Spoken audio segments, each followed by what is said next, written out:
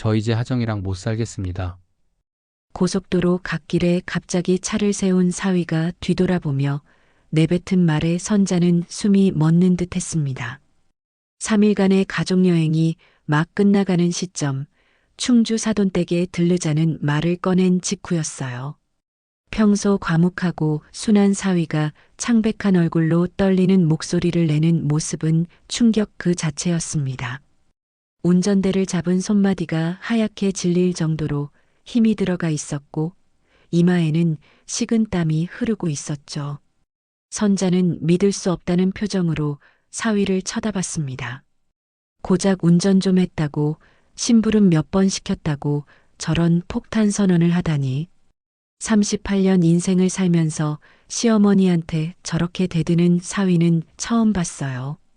차 안의 공기가 얼어붙었고 딸 하정의 얼굴은 새하얗게 질려 있었습니다. 대체 무엇이 그토록 참을 수 없었기에 한 가정의 가장이자 남편인 사람이 모두가 보는 앞에서 이혼을 선언한 걸까요? 오늘도 세월 담소에 와주신 여러분 감사합니다. 고마운 마음을 담아 오늘의 사연 시작합니다. 사연 시작하기 전에 구독과 좋아요를 눌러주시면 최신 영상을 가장 먼저 보실 수 있습니다. 선자는 반찬가게 조리대 앞에 서서 김치를 담으며 흐뭇한 표정을 지었습니다. 61세의 나이에도 새벽 5시부터 일어나 반찬을 만들고 가게를 운영하는 일이 힘들지 않은 건 아니었지만 올여름에는 특별한 기대감이 있었어요. 온 가족이 함께 떠나는 여름휴가 계획이 드디어 성사되었기 때문입니다. 엄마, 진짜 다음 주에 가는 거 맞죠? 큰딸 하정이 가게 문을 열고 들어오며 물었습니다. 35살의 하정은 재취업 준비로 바쁜 나날을 보내고 있었지만 오늘은 유난히 얼굴이 밝았어요. 선자는 딸의 모습을 보며 더욱 뿌듯해졌습니다. 그럼 당연하지. 도윤이도 휴가 냈다며? 하정이 고개를 끄덕이며 앞치마를 둘렀습니다. 평소처럼 엄마 일을 도우러 온 것이었죠. 사위 도윤은 중소기업 과장으로 평소 야근이 많아 가족 모임에 자주 빠지곤 했는데 이번엔 일주일 휴가를 내기로 했다고 합니다. 근데 엄마, 작은 애네도 다 같이 가는 거예요? 그럼 하늘이랑 진수도 가고 미란이도 간다고 했어. 온 가족이 다 모이는 거야. 선자의 목소리에는 자부심이 가득했습니다. 작은 딸 하늘은 33살로 결혼한 지 2년 차였고 작은 사위 진수는 공무원이었어요. 며느리 미라는 선자의 막내 아들 아내로 평소 시댁 행사에는 잘 참석하지 않았는데 이번엔 함께 가기로 했습니다. 하정이 배추를 다듬으며 조심스럽게 말을 꺼냈습니다. 엄마, 그런데 도윤 씨가 운전하는 거 좀 부담스러워하는 것 같던데요. 혼자 운전하기엔 거리가 너무 멀잖아요. 선자는 손을 휘저으며 대수롭지 않다는 듯 말했습니다. 에이, 사위가 그 정도는 해야지. 남자가 운전하는 게 당연한 거 아니야? 진수도 운전할 수 있으니까 둘이 번갈아 하면 되고. 하정은 더 이상 말을 잇지 않았습니다. 엄마의 고집을 알고 있었기 때문이었죠. 선자는 평소부터 사위들에게 많은 것을 기대하는 편이었어요. 명절이면 전 부치는 것부터 제사상 차리는 것까지 며느리와 딸들이 하는 게 당연하다고 생각했고 사위들은 무거운 건 나르고 운전하는 게 도리라고 여겼습니다. 오후가 되자 작은 딸 하늘이 가게에 들렀습니다. 활발한 성격의 하늘은 들어오자마자 큰 소리로 인사했어요. 엄마, 언니, 여행 준비는 잘 되고 있어요? 그럼 벌써 다 준비했지. 너희는? 저희도 거의 다 했어요. 진수 오빠가 렌터카 예약했대요. 7인승으로요. 선자가 고개를 저었습니다. 아니, 무슨 렌터카야. 도윤이 차로 가면 되지. 엄마, 도윤 형부 차는 5인승이라 우리 다 못 타요. 그럼 2대로 나눠 타고 가면 되잖아. 괜히 돈 쓸 필요 없어. 하늘이 언니와 눈을 마주쳤습니다. 하정이 조용히 고개를 저으며 그만두라는 신호를 보냈어요. 하늘은 한숨을 삼키며 말했습니다. 알겠어요. 형부한테 말해볼게요. 저녁 무렵 선자는 집으로 돌아와 남편과 저녁을 먹으며 여행 이야기를 꺼냈습니다. 남편은 이번 여행에 참여하지 않기로 했어요. 허리가 좋지 않아 장거리 여행이 부담스럽다는 이유였죠. 당신은 정말 안 갈 거예요? 나는 집에서 쉬는 게 나아. 너희들끼리 잘 다녀와. 선자는 서운했지만 남편을 강요하지는 않았습니다. 대신 더욱 완벽한 여행을 만들어야겠다고 다짐했어요. 다음 날 선자는 단체 카톡방에 메시지를 보냈습니다. 여행 일정과 준비물을 상세히 적어 보낸 것이었죠. 강릉으로 가서 이틀 묵고 속초에서 하루 더 머물다 오는 일정이었습니다. 도윤이 답장을 보냈습니다. 짧고 간결한 문장이었어요. 알겠습니다. 선자는 그 답장을 보며 살짝 눈살을 찌푸렸습니다. 좀 더 적극적인 반응을 기대했는데 너무 무뚝뚝하다고 느껴졌거든요. 하지만 곧 마음을 고쳐먹었습니다. 원래 과묵한 성격이려니 하고 넘어간 것이었죠.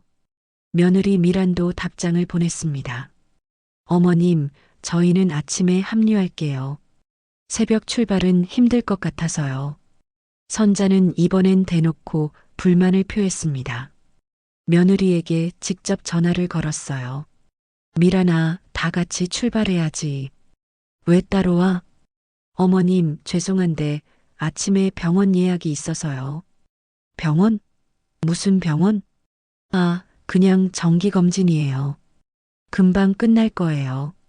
선자는 마지못해 알겠다고 했지만 속으로는 며느리가 핑계를 대는 것 같아 기분이 좋지 않았습니다. 출발 이틀 전 하정이 엄마를 찾아왔습니다. 표정이 심상치 않았어요. 엄마, 도윤 씨가 요즘 좀 이상해요. 이상하다니? 무슨 일 있어? 말이 더 없어지고 표정도 안 좋고요. 여행 가기 싫은 것 같기도 하고. 선자는 딸의 말에 화가 치밀어 올랐습니다. 아니, 가족여행 가는데 왜 그런 표정을 지어? 억지로 끌고 가는 것도 아니고. 그냥 피곤한가 봐요. 요즘 회사 일이 많대요. 일이 많으면 많은 거고 가족은 가족이지. 1년에 한 번 가는 여행인데 그 정도 표정 관리는 해야 하는 거 아니야? 하정은 더 이상 변명하지 않았습니다. 엄마 말이 맞는 것 같기도 하고 남편을 두둔하기도 애매한 상황이었거든요. 출발 전날 밤 선자는 설렘에 잠을 이루지 못했습니다. 김밥 재료를 미리 준비해 두고 간식거리도 잔뜩 사두었어요. 아이스박스에는 과일과 음료수를 가득 채웠습니다. 새벽 4시에 일어나 김밥을 말고 도시락을 쌌어요. 온 가족이 먹을 수 있도록 넉넉히 준비했습니다. 새벽 5시 반 약속 시간보다 30분 일찍 선자는 집 앞에서 기다렸습니다. 하늘이 아직 어둑한 시간이었지만 선자의 마음은 이미 강릉 바다에 가 있었어요. 도윤의 차가 모퉁이를 돌아 나타났습니다. 차가 멈추자 하정이 먼저 내려 엄마를 도왔어요. 엄마, 짐이 너무 많아요. 다 필요한 거야. 도윤아, 트렁크 열어줄래? 도윤이 말없이 트렁크를 열었습니다. 표정이 굳어 있었지만 선자는 새벽이라 피곤한가 보다 하고 넘겼어요. 짐을 싣는 내내 도윤은 한마디도 하지 않았습니다. 무거운 아이스박스를 들 때도 커다란 가방을 실을 때도 묵묵히 일만 했어요. 작은 딸 부부가 도착했습니다. 진수가 밝은 표정으로 인사했어요. 어머님, 안녕하세요. 좋은 아침이에요. 그래, 진수야. 잘 잤어? 네, 완전 꿀잠 잤어요. 형님, 제가 먼저 운전할까요? 도윤이 고개를 저었습니다. 괜찮아요. 제가 할게요. 진수가 도윤의 어깨를 툭 치며 웃었습니다. 형님, 원래 이렇게 과묵하세요?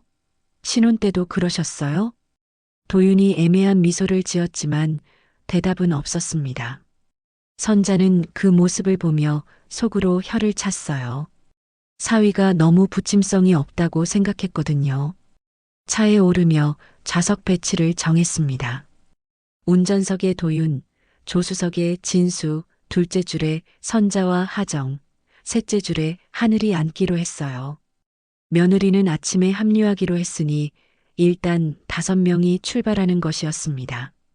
자, 출발. 하늘이 신나게 외쳤습니다.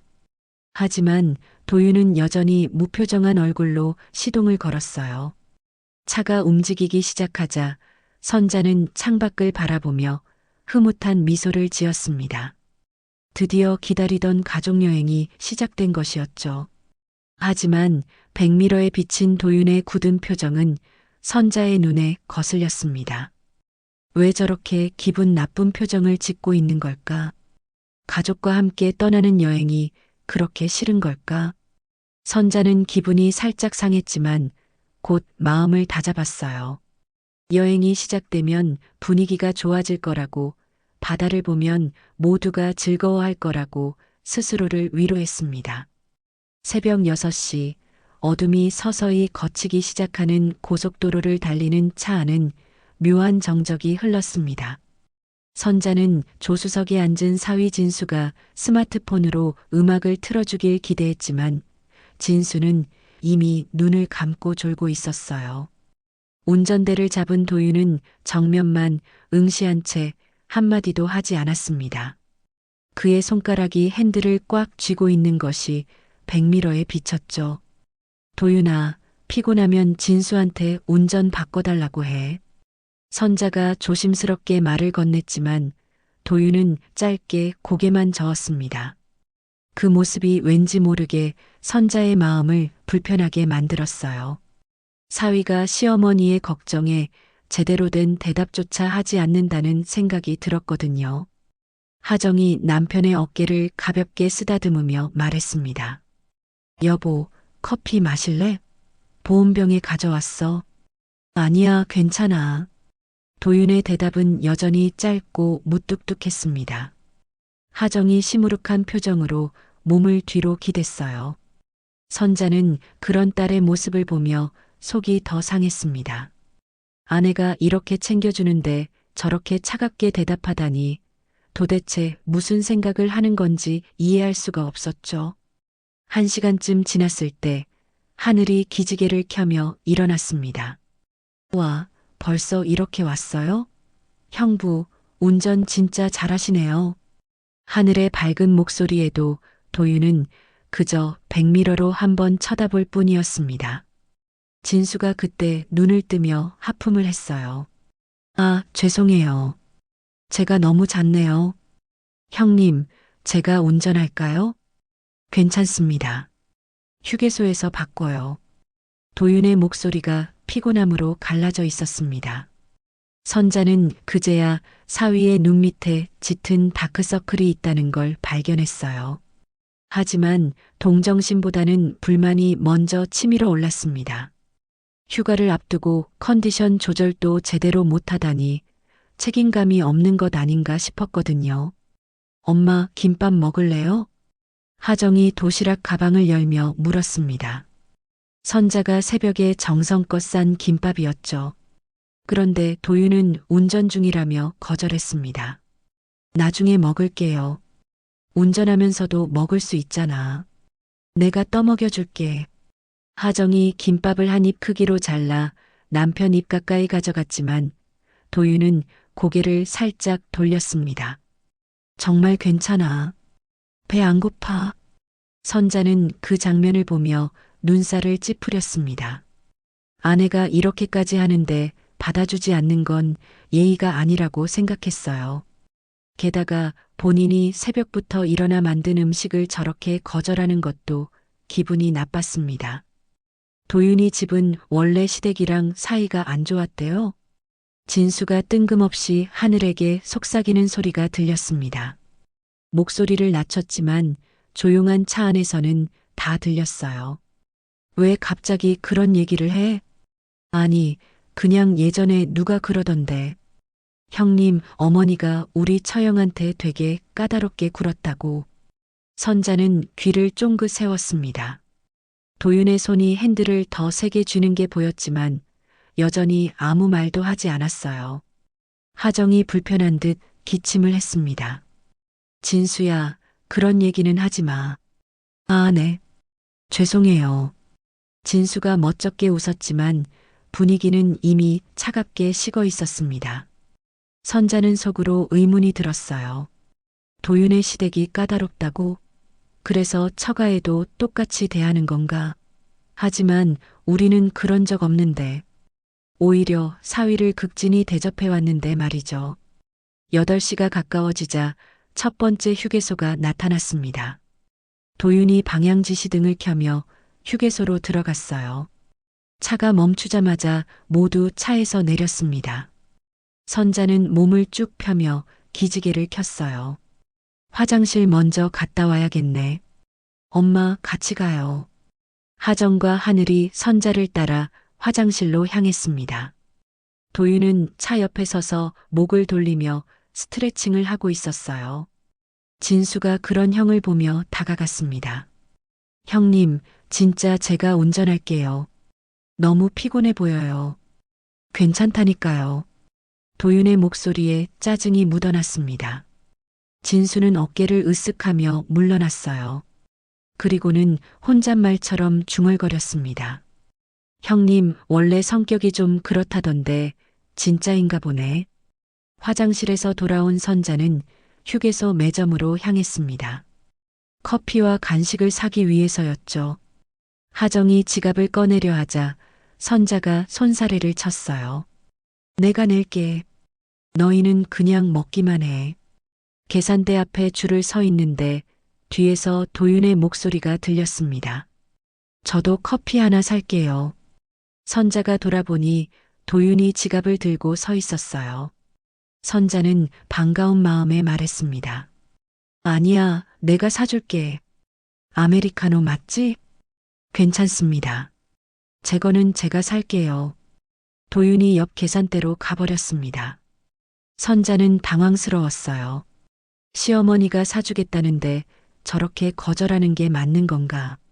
체면이 깎이는 기분이었습니다. 주차장으로 돌아오니 미란이 와 있었습니다. 아침 병원 일을 마치고 온 것이었죠. 어머님, 늦어서 죄송해요. 그래, 왔으면 됐지. 병원은 다녀왔고? 네, 별일 없대요. 미란의 표정이 어딘가 어두워 보였지만 선자는 크게 신경 쓰지 않았습니다. 며느리가 뭘 숨기든 관심 없었어요. 다만 제 시간에 와서 다행이라고만 생각했죠. 이제 자리 어떻게 앉지? 하늘이 고민하는 표정으로 물었습니다. 6명이 5인승 차 한 대에 타야 하는 상황이었거든요. 진수차로 나눠 타면 되잖아. 선자가 당연하다는 듯 말했지만 진수가 난처한 표정을 지었어요. 어머님, 저희 차는 경차라서요. 장거리는 좀 힘들어요. 그럼 어떻게? 제가 렌터카 알아볼까요? 도윤이 조용히 말했습니다. 하지만 선자는 고개를 저었어요. 아니야, 돈 아깝게 무슨 렌터카야. 좀 불편해도 참고 가자. 결국 트렁크 쪽 좌석을 접고 6명이 억지로 탔습니다. 미라는 트렁크 바닥에 방석을 깔고 앉았어요. 불법이었지만 선자는 개의치 않았습니다. 잠깐만 참으면 되는 일이라고 생각했죠. 다시 출발한 차 안은 더욱 답답했습니다. 사람이 많아서 공기도 탁했고 서로 부대끼며 앉아 있으니 불편했어요. 도윤은 여전히 묵묵히 운전만 했습니다. 이마에 땀이 송글송글 맺혔지만 에어컨도 세게 틀지 않았어요. 형부, 에어컨 좀 세게 틀어요. 더워 죽겠어요. 하늘이 불평했지만 도윤은 조용히 대답했습니다. 연비 때문에 적당히 틀어야 해요. 아니, 사람이 먼저잖아요. 연비가 뭐가 중요해요? 선자도 속으로 하늘의 말에 동감했습니다. 도윤이 너무 고지식하고 융통성이 없다고 느껴졌어요. 가족끼리 여행 왔으면 좀 편하게 있어야 하는데 왜 저렇게 빡빡하게 구는지 이해할 수 없었습니다. 10시가 넘어서자 배가 고파왔습니다. 아침에 김밥을 조금 먹긴 했지만 이른 시간에 출발해서 제대로 먹지 못했거든요. 점심은 어디서 먹을까? 선자가 물었습니다. 하정이 스마트폰으로 맛집을 검색하기 시작했어요. 강릉에 유명한 순두부집이 있대요. 거기 가볼까요? 좋지. 순두부 먹고 싶었는데. 모두가 동의했지만 도윤만 말이 없었습니다. 하정이 남편에게 물었어요. 여보, 순두부 괜찮아? 나는 아무거나 괜찮아. 건성으로 대답하는 도윤의 태도에 선자는 또다시 기분이 상했습니다. 가족여행인데 좀 더 적극적으로 참여하면 안 되는 걸까요? 저렇게 시큰둥한 태도를 보이니 같이 온 사람들도 기분이 상하잖아요.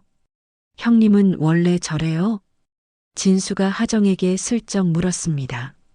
하정이 당황한 표정으로 대답했어요. 무슨 소리예요?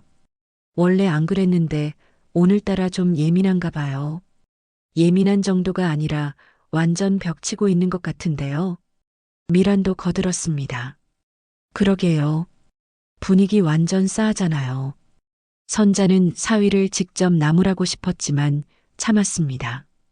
딸 체면도 있고 아직 여행 초반이니까요. 하지만 마음속으로는 불만이 쌓여가고 있었어요. 심부름 좀 시켰다고, 운전 좀 하라고 했다고 저런 태도를 보이는 게 맞나 싶었습니다. 낮 12시가 가까워지자 강릉 톨게이트가 보였습니다. 긴 터널을 지나자 푸른 바다가 눈앞에 펼쳐졌어요. 모두가 환호성을 질렀습니다. 우와, 바다다. 진짜 시원하다. 하지만 도윤만은 여전히 무표정이었습니다. 바다를 보고도 아무런 감흥이 없는 것처럼 보였어요. 선자는 그런 사위를 보며 한숨을 삼켰습니다. 도대체 왜 저러는 걸까? 우리와 함께 있는 게 그렇게 싫은 걸까?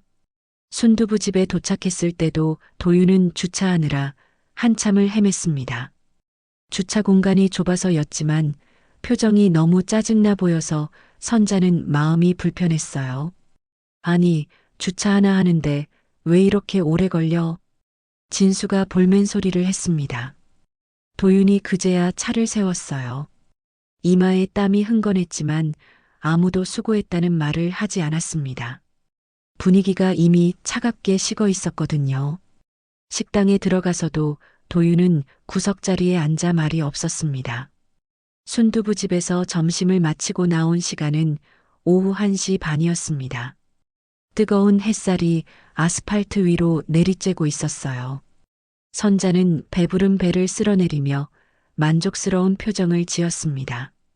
하지만 도윤이 계산을 하러 간 사이 가족들끼리 나눈 대화는 그녀의 기분을 더욱 언짢게 만들었죠. 형부가 밥 먹는 내내 한마디도 안 하더라. 하늘이 작은 목소리로 말했습니다. 진수가 고개를 끄덕이며 거들었어요. 그러게요. 분위기 완전 썰렁했어요. 형님이 원래 저렇게 무뚝뚝해요? 하정이 난처한 표정으로 대답했습니다. 아니에요. 평소엔 안 그러는데 오늘 왜 이러는지 모르겠어요. 선자는 속으로 생각했습니다. 평소에 안 그런다고? 그럼 우리 가족이랑 있는 게 불편하다는 거 아닌가? 처가 식구들을 무시하는 건가? 그런 생각이 들자 화가 치밀어 올랐어요. 도윤이 계산을 마치고 돌아왔을 때 선자가 물었습니다. 얼마 나왔어? 내가 줄게. 괜찮습니다. 제가 했어요. 도윤의 짧은 대답에 선자는 또 한 번 자존심이 상했습니다. 어른이 주겠다는데 받는 게 도리 아닌가요? 저렇게 거절하는 게 예의인가요? 차로 돌아가는 길에 선자가 말했습니다. 아이스크림 사 먹자. 저기 편의점 있네. 엄마, 좋아요. 하늘이 신나게 대답했고 모두가 편의점으로 향했습니다. 그런데 도윤만 차 키를 들고 주차장으로 갔어요. 도윤아, 너도 같이 가자. 하정이 남편을 불렀지만 도윤은 고개를 저었습니다. 차 에어컨 켜놓을게. 더워서 타기 힘들 거야. 말은 그럴듯했지만 선자에게는 핑계처럼 들렸습니다. 가족들과 어울리기 싫어서 차에 혼자 있겠다는 거 아닌가. 그런 생각이 들자 더욱 기분이 나빠졌어요. 편의점에서 아이스크림을 고르는 동안 미란이 선자에게 말했습니다. 어머님, 형부가 좀 이상한 것 같아요. 표정이 너무 안 좋아 보여요. 그러게. 왜 저러는지 모르겠어. 혹시 형부가 처가랑 사이가 안 좋은가요? 미란의 질문에 선자는 할 말이 없었습니다. 사실 도윤과 깊은 대화를 나눠본 적이 거의 없었거든요. 명절 때나 만나고 만나도 인사 정도만 하고 헤어지는 사이였으니까요. 아이스크림을 사들고 주차장으로 돌아오니 도윤은 운전석에 앉아 눈을 감고 있었습니다. 에어컨은 켜놓지 않고 창문만 조금 열어놓은 채였어요. 이마와 목에는 땀이 흥건했습니다. 뭐야, 에어컨 켜놓는다더니. 진수가 비아냥거리듯 말했습니다. 하정이 차 문을 열며 남편을 흔들어 깨웠어요. 여보, 아이스크림 사왔어. 먹어. 나는 됐어. 도윤이 피곤한 목소리로 거절했습니다. 선자는 그 모습을 보며 혀를 찼어요. 아내가 사다 주는 것도 거절하다니. 도대체 뭐가 그리 불만인지 이해할 수가 없었습니다. 오후 2시 다시 출발한 차는 강릉 시내를 벗어나 해안도로를 달리기 시작했습니다. 창밖으로 펼쳐진 푸른 바다가 아름다웠지만 차 안 분위기는 여전히 무거웠어요. 도윤은 묵묵히 운전만 했고 나머지 사람들은 서로 눈치를 보며 조용히 있었습니다. 30분쯤 달렸을 때 선자가 갑자기 말했습니다. 아, 맞다. 경포대 시장에서 오징어 순대 사가야 하는데. 엄마, 갑자기 왜? 하정이 물었습니다. 선자가 대답했어요. 큰아버지가 부탁했어. 강릉 가면 꼭 사오라고. 도윤의 어깨가 움찔했습니다. 이미 지나온 길을 다시 돌아가야 했거든요. 하지만 아무 말 없이 유턴할 곳을 찾기 시작했어요. 형부, 죄송해요. 엄마가 깜빡했나 봐요. 하늘이 미안해하며 말했지만 도윤은 대답하지 않았습니다. 그저 굳은 표정으로 핸들을 돌릴 뿐이었어요. 선자는 그런 사위의 모습이 못마땅했습니다. 가족 심부름인데 저렇게 불만스러운 표정을 지어도 되는 건가요? 경포대 시장에 도착했을 때는 오후 3시가 다 되어가고 있었습니다. 주차할 곳을 찾는 데만 20분이 걸렸어요. 관광지라 사람이 많아서 주차 공간이 부족했거든요. 도윤은 좁은 골목을 몇 바퀴나 돌며 겨우 자리를 찾았습니다. 여기서 기다려. 나랑 하정이만 다녀올게. 선자가 말했지만 도윤이 일어났습니다. 저도 같이 갈게요. 짐 들어드려야죠. 선자는 그제야 사위가 제 역할을 한다고 생각했습니다. 하지만 도윤의 표정은 여전히 어두웠어요. 눈 밑에 다크서클은 더욱 짙어져 있었고 걸음걸이도 무거워 보였습니다. 시장은 인파로 붐볐습니다. 여름 휴가철이라 관광객들이 가득했어요. 선자는 이 가게 저 가게를 구경하며 즐거워했지만 도윤은 묵묵히 뒤를 따라올 뿐이었습니다. 어머, 이것 봐. 건어물이 싱싱해 보이네. 선자가 가게 앞에서 발걸음을 멈췄습니다. 하정도 구경하기 시작했어요. 도윤은 뙤약볕 아래 서서 땀을 흘리며 기다렸습니다. 이마에 맺힌 땀방울이 눈으로 흘러내렸지만 닦을 생각도 하지 않았어요. 도윤아, 더우면 그늘에서 기다려. 하정이 걱정스럽게 말했지만 도윤은 고개를 저었습니다. 괜찮아요. 빨리 사고 가죠. 10분이 지나도 선자는 여전히 구경 중이었습니다. 오징어 순대를 사러 왔다가 다른 것들도 이것저것 사기 시작했거든요. 도윤은 양손 가득 비닐봉지를 들고 서 있었어요. 팔이 저려오는 게 느껴졌지만 내색하지 않았습니다. 사위가 고생이 많네. 지나가던 상인이 도윤을 보며 말했습니다. 선자가 웃으며 대답했어요.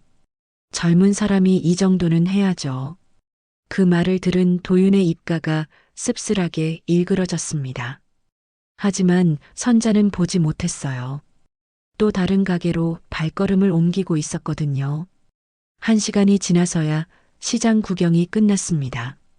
차로 돌아온 도윤은 트렁크에 짐을 싣고는 운전석에 털썩 앉았어요. 온몸이 땀으로 젖어 있었습니다. 수고했어. 물이라도 마셔. 하정이 생수를 건넸지만 도윤은 받지 않았습니다.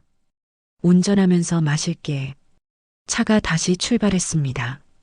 이번엔 숙소로 향하는 길이었어요. 내비게이션은 1시간 거리라고 안내했습니다. 도윤은 피곤한 눈을 비비며 운전에 집중했어요. 형부, 정말 괜찮아요? 제가 운전 바꿔드릴까요? 하늘이 걱정스럽게 물었습니다. 진수도 거들었어요. 그래요, 형님. 너무 피곤해 보이는데. 괜찮다고 했잖아요. 도윤의 목소리에 짜증이 섞였습니다. 모두가 입을 다물었어요. 선자는 그런 사위를 보며 생각했습니다. 젊은 사람이 벌써부터 저렇게 예민하면 어떻게 하나. 체력도 약하고 인내심도 없는 것 같네. 오후 5시 숙소에 도착했습니다. 펜션은 바닷가 언덕 위에 있었어요. 전망은 좋았지만 주차장에서 숙소까지 계단을 한참 올라가야 했습니다. 짐은 내가 들고 올라갈게요. 도윤이 트렁크에서 가장 무거운 짐들을 꺼냈습니다. 아이스박스와 큰 가방들을 양손에 들고 계단을 오르기 시작했어요. 다른 사람들은 가벼운 짐만 들고 올라갔습니다. 사위가 힘이 좋네. 선자가 뒤에서 말했지만 정작 도와주지는 않았습니다. 당연한 일이라고 생각했거든요. 남자가, 그것도 젊은 남자가 무거운 짐을 드는 건 당연한 거 아닌가요? 계단 중간쯤에서 도윤이 잠시 멈춰 섰습니다. 거친 숨을 내쉬며 이마에 땀을 닦았어요. 하정이 다가가려 하자 손사래를 쳤습니다. 괜찮아. 금방 올라갈게. 펜션에 도착했을 때 도윤의 얼굴은 새빨갛게 달아올라 있었습니다. 셔츠는 땀으로 푹 젖어 등에 달라붙어 있었어요.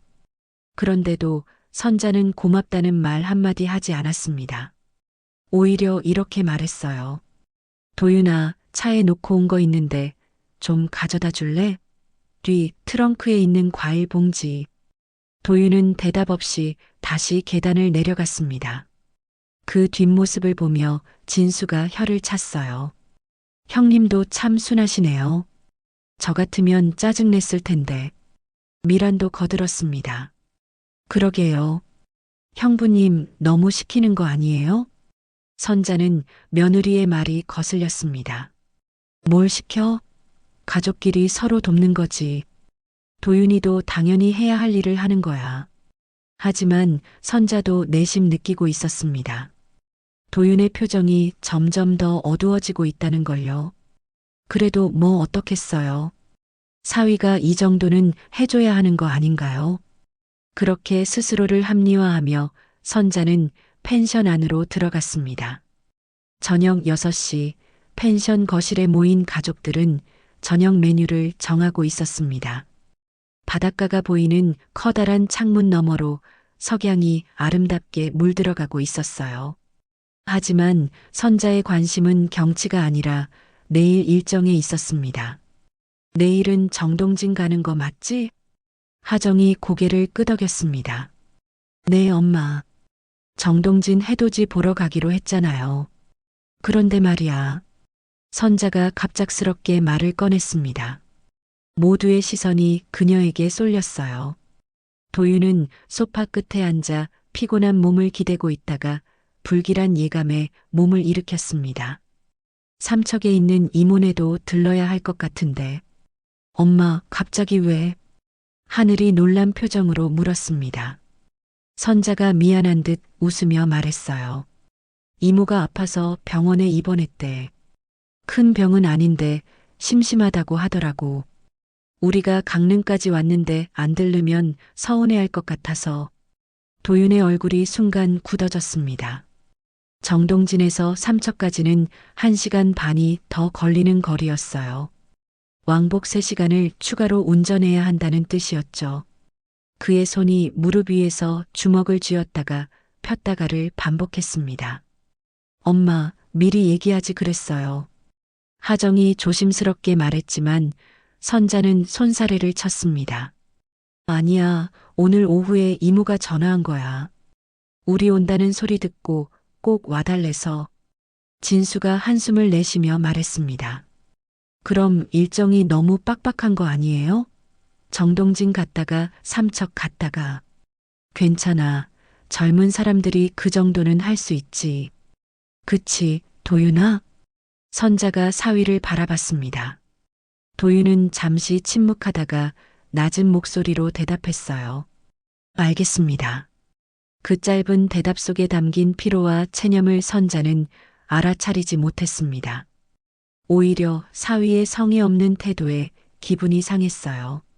가족 어른을 찾아뵙는 건데 저렇게 마지못해 하는 표정을 짓다니. 형부, 진짜 괜찮아요? 하늘이 걱정스럽게 물었습니다. 도윤이 고개를 들어 처제를 바라봤어요. 그의 눈가에는 피로가 짙게 배어 있었습니다. 괜찮다고 했잖아요. 목소리에 날이 서 있었습니다. 하늘이 움찔하며 입을 다물었어요. 분위기가 싸늘해지자 미란이 화제를 돌렸습니다. 저녁은 뭐 먹을까요? 회 먹으러 갈까요? 좋지. 강릉 왔으니까 회는 먹어야지. 선자가 신나게 대답했습니다. 하지만 또 한 가지 요구사항이 있었어요. 근데 내가 아는 맛집이 있는데 거기 가자. 주문진 쪽이야.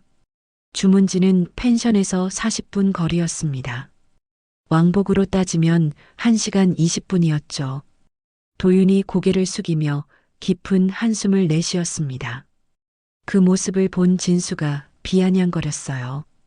형님, 운전 하나 가지고 왜 그렇게 힘들어 하세요? 앉아서 하는 건데. 도윤이 날카로운 눈빛으로 진수를 쳐다봤습니다. 뭔가 말하려다가 입을 다물고 일어섰어요. 준비되면 나가 있을게요. 밖으로 나가는 도윤의 뒷모습이 축 처져 보였습니다. 하정이 따라 나가려 했지만 선자가 막았어요. 나도 혼자 있고 싶은가 보지. 엄마, 도윤 씨가 너무 피곤한 것 같은데. 피곤하면 일찍 자면 되지. 저녁도 안 먹고 뭐 하는 거야? 선자의 목소리에는 불만이 가득했습니다. 가족여행 왔으면 즐겁게 있어야 하는데 혼자 분위기 망치고 있다고 생각했거든요. 30분 후 일행은 주문진으로 출발했습니다. 도윤은 또다시 운전대를 잡았어요. 해가 지고 어둑해진 도로를 달리는 내내 그는 한마디도 하지 않았습니다. 형님이 원래 본가에서도 문제 있었다던데. 진수가 또 뒷담화를 시작했습니다. 이번엔 목소리를 낮추지도 않았어요. 무슨 문제? 미란이 호기심 어린 목소리로 물었습니다. 진수가 대답했죠. 자세한 건 모르겠는데 어머니랑 사이가 안 좋았다더라고요. 그래서 결혼식 때도 양가 상견례가 엄청 어색했대요. 선자의 귀가 쫑긋 세워졌습니다. 도윤의 턱 근육이 꽉 물린 게 보였지만 여전히 아무 말도 하지 않았어요. 하정이 불편한 듯 말했습니다. 진수 씨, 그런 얘기 좀 하지 마세요. 아니, 그냥 들은 얘기를 하는 건데요. 사실이 아니면 형님이 해명하시면 되잖아요. 도윤의 손이 핸들을 더 세게 쥐었습니다. 관절이 하얗게 변할 정도였어요.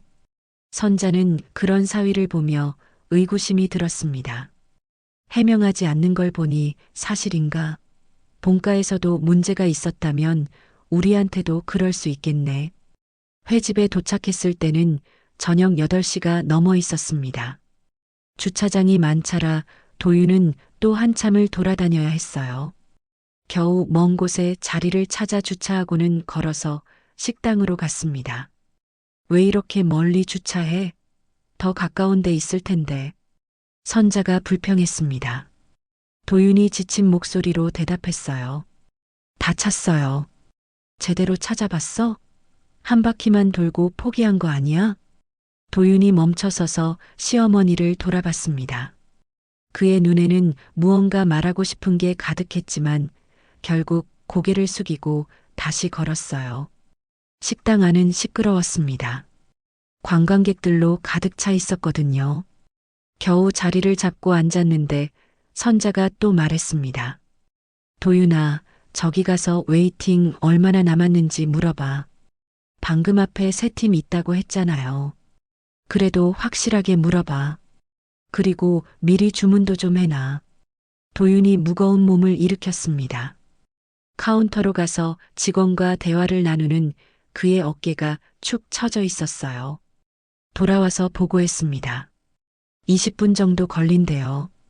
뭐, 그렇게 오래? 다른 데 갈까? 엄마, 다 비슷할 거예요. 그냥 여기서 먹어요. 하정이 말렸지만 선자는 계속 투덜거렸습니다. 그러면서도 시선은 계속 도윤에게 향했어요. 사위가 왜 저렇게 무기력한지, 왜 가족 모임에 제대로 참여하지 않는지 이해할 수 없었습니다. 형부가 운전만 하고 말은 안 하니까 너무 재미없어요. 하늘이 푸념했습니다. 미란도 거들었어요. 맞아요. 가족여행인데 너무 분위기가 어둡잖아요. 도윤이 고개를 들어 모두를 둘러봤습니다. 뭔가 말하려는 듯 입을 열었다가 다시 다물었어요. 그 모습이 선자에게는 더욱 답답하게 느껴졌습니다. 드디어 음식이 나왔습니다. 싱싱한 회와 매운탕, 각종 밑반찬이 상 가득 차려졌어요. 모두가 맛있게 먹기 시작했지만 도윤은 젓가락질이 느렸습니다. 도윤아, 왜 안 먹어? 선자가 물었습니다. 도윤이 조용히 대답했어요. 배가 별로 안 고파요. 아까도 점심 조금 먹더니. 어디 아픈 거 아니야? 하정이 걱정스럽게 남편의 이마를 짚어봤습니다. 열은 없었지만 얼굴색이 창백했어요.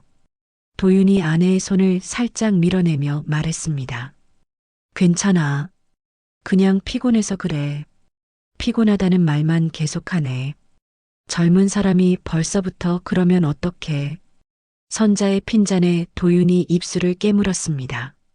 그때 진수가 또 불을 지폈어요. 형님, 혹시 우리랑 있는 게 불편하신 거예요? 아니에요. 그럼 왜 그렇게 표정이 안 좋으세요? 다들 형님 눈치 보면서 밥 먹고 있잖아요. 도윤이 진수를 똑바로 쳐다봤습니다. 눈빛이 차가웠어요. 죄송합니다. 표정 관리 못해서. 그 말투가 비꼬는 것처럼 들려서 선자는 미간을 찌푸렸습니다. 사위가 대놓고 빈정거리는 건가? 그런 생각이 들자 화가 치밀어 올랐어요. 식사를 마치고 계산할 때 도윤이 카드를 꺼냈습니다. 제가 할게요. 아니야, 내가 낼게. 선자가 지갑을 꺼냈지만 도윤이 먼저 카드를 내밀었습니다. 선자는 또 한 번 자존심이 상했어요. 어른이 내겠다는데 왜 자꾸 거절하는 건지. 예의가 없는 것도 정도가 있지. 펜션으로 돌아오는 길, 차 안은 완전히 침묵에 잠겼습니다. 도윤의 운전은 평소보다 거칠어져 있었어요. 급정거와 급출발이 반복됐습니다. 하정이 조심스럽게 말했어요. 여보, 천천히 가. 도윤이 대답 없이 속도를 줄였습니다. 하지만 그의 턱은 여전히 굳게 다물어져 있었어요. 선자는 백미러로 비친 사위의 모습을 보며 확신했습니다. 저 사람은 우리 가족과 어울리고 싶어 하지 않는구나. 억지로 따라온 거구나. 다음 날 아침 새벽 4시에 일어나 정동진으로 향했습니다. 해돋이를 보기 위해서였죠. 도윤은 전날 밤 거의 잠을 못 잔 듯 보였습니다. 눈은 충혈되어 있었고 얼굴은 더욱 창백해져 있었어요. 하지만 선자는 그런 사위의 상태보다는 해돋이 구경에만 관심이 있었습니다. 정동진에서 해돋이를 본 후 약속대로 삼척으로 향했습니다. 왕복 3시간의 추가 운전이었어요. 도윤은 내내 입을 다문 채 운전에만 집중했습니다. 간혹 하품을 하며 눈을 비비는 모습이 보였지만 아무도 운전을 대신해주겠다고 나서지 않았어요. 형님, 피곤하면 커피라도 마시면서 하시죠. 진수가 건넨 말이었지만 정작 본인이 운전을 대신하겠다는 제안은 하지 않았습니다. 도윤이 고개를 저으며 거절했어요. 괜찮습니다. 삼척 병원에서 이모를 만나고 나온 시간은 오후 1시였습니다. 선자는 만족스러운 표정이었어요. 이모가 너무 반가워했거든요. 하지만 도윤은 병원 로비 의자에 앉아 꾸벅꾸벅 졸고 있었습니다. 사위가 병원에서 조는 게 뭐가 되냐? 선자가 못마땅한 표정으로 중얼거렸습니다. 하정이 남편을 깨우려 했지만 선자가 막았어요. 나도 창피한 줄 알아야지. 다시 강릉으로 돌아온 시간은 오후 3시였습니다. 점심을 거른 탓에 모두 배가 고팠어요. 선자가 갑자기 말했습니다. 삼척에 유명한 물회집이 있다는데 거기 가서 늦은 점심 먹고 올 걸 그랬나? 도윤의 손이 핸들을 꽉 쥐었습니다. 이미 강릉까지 반 이상 온 상태였거든요. 다행히 하정이 말렸어요. 엄마, 이제 와서 무슨 소리예요? 강릉에서 먹죠. 강릉 시내의 한 식당에 들어갔습니다. 이번엔 삼겹살집이었어요. 고기가 구워지는 동안 선자가 말했습니다. 저녁에는 횟집 가자. 어제와는 다른 데로. 또 회요? 하늘이 놀란 표정으로 물었습니다. 선자가 당연하다는 듯 대답했어요. 받아왔는데 회를 먹어야지. 그리고 오늘은 특별한 날이야. 무슨 날이에요? 너희 아빠랑 결혼 기념일이야. 비록 아빠는 안 왔지만 가족들이랑이라도 축하하고 싶어서. 모두가 축하한다고 말했지만 도윤만은 조용했습니다. 선자는 그런 사위가 더욱 못마땅했어요. 시어머니 결혼 기념일인데 축하 인사 한마디 없다니. 저녁 6시 선자가 정한 횟집은 속초에 있었습니다. 또 1시간을 운전해야 했죠. 도윤은 이제 대놓고 한숨을 쉬었습니다. 하지만 아무도 그의 상태를 걱정하지 않았어요. 횟집에 도착했을 때 선자가 말했습니다. 오늘은 술 한 잔씩 하자. 기념일이니까. 엄마, 도윤 씨는 운전해야 해서 못 마셔요. 하정이 말했지만 선자는 개의치 않았습니다. 그럼 도윤이만 빼고 마시면 되지. 자리에 앉자 주문이 시작됐습니다. 회와 매운탕, 그리고 소주가 차례로 나왔어요. 모두가 잔을 들었지만 도윤만 물잔을 들었습니다. 건배. 짠하는 소리와 함께 술자리가 시작됐습니다. 도윤은 구석에 앉아 조용히 회만 집어먹었어요. 다른 사람들은 신나게 대화를 나누며 술을 마셨지만 그는 대화에 끼지 못했습니다. 형부는 술도 못 마시니까 재미없어요. 하늘이 취한 목소리로 말했습니다. 볼이 빨갛게 달아오른 채였어요. 진수도 거들었습니다. 그러게요. 술자리에서 혼자 물만 마시니까 분위기 깨지는 것 같아요. 도윤이 고개를 들어 모두를 둘러봤습니다. 뭔가 말하려는 듯 했지만 결국 입을 다물었어요. 선자는 그런 사위를 보며 혀를 찼습니다. 사교성이 없어도 너무 없네. 술을 못 마셔도 분위기는 맞춰줄 수 있는 거 아니야? 미란이 갑자기 끼어들었습니다. 그러고 보니 우리 남편도 명절 때마다 운전 때문에 술 못 마셔요.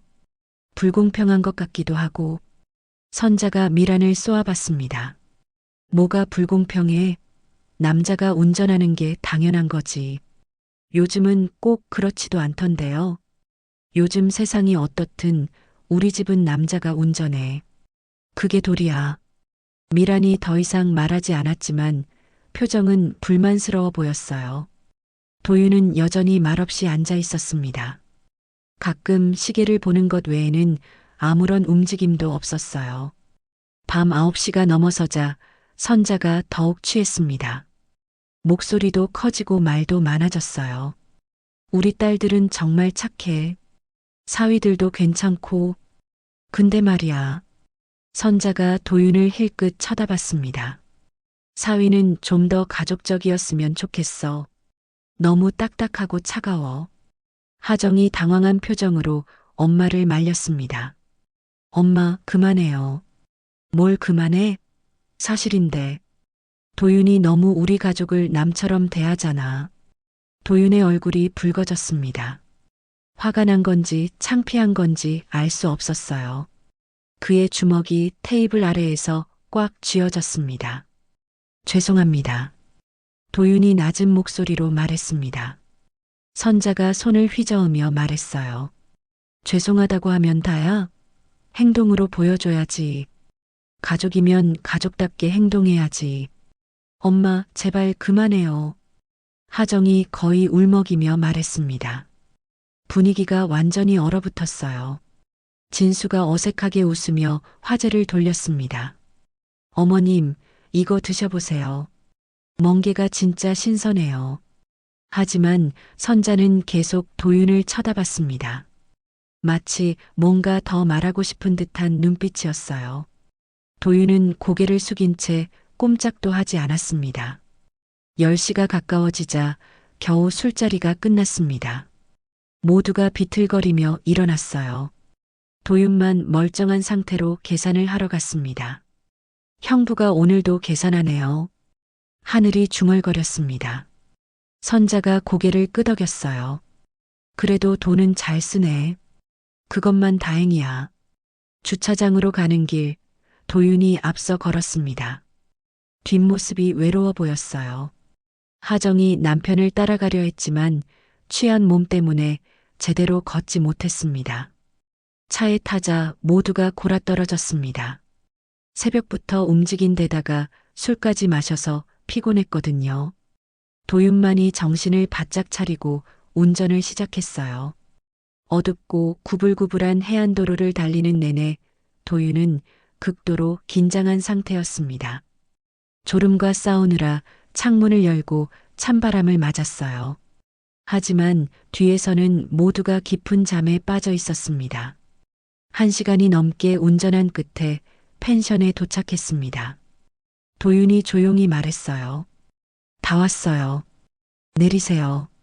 모두가 비몽사몽 깨어났습니다. 선자는 하품을 하며 일어났어요. 벌써 왔어? 운전 수고했네. 그 한마디가 전부였습니다. 더 이상의 감사 인사는 없었어요. 모두가 비틀거리며 펜션으로 들어갔지만 도윤은 차 안에 남았습니다. 하정이 돌아와 차 문을 두드렸습니다. 여보, 안 들어와? 금방 갈게. 먼저 들어가. 도윤의 목소리가 떨리고 있었습니다. 하정은 뭔가 이상함을 느꼈지만 취한 상태라 제대로 파악하지 못했어요. 그냥 먼저 들어갔습니다. 도윤은 홀로 차 안에 앉아 있었습니다. 핸들을 잡은 손이 미세하게 떨리고 있었어요. 눈을 감으니 하루 종일의 피로가 한꺼번에 밀려왔습니다. 정동진, 삼척, 강릉, 속초. 하루에만 300km가 넘게 운전했어요. 그런데 아무도 그의 수고를 알아주지 않았습니다. 천천히 차에서 내린 도윤은 펜션을 올려다봤습니다. 불이 꺼진 창문들이 차갑게 느껴졌어요. 가족이라는 이름으로 모였지만 정작 그는 철저히 외톨이였습니다. 운전기사이자 짐꾼, 그것이 이 여행에서 그의 역할이었죠. 무거운 발걸음으로 계단을 오르는 도윤의 뒷모습은 지친 중년 남자 같았습니다.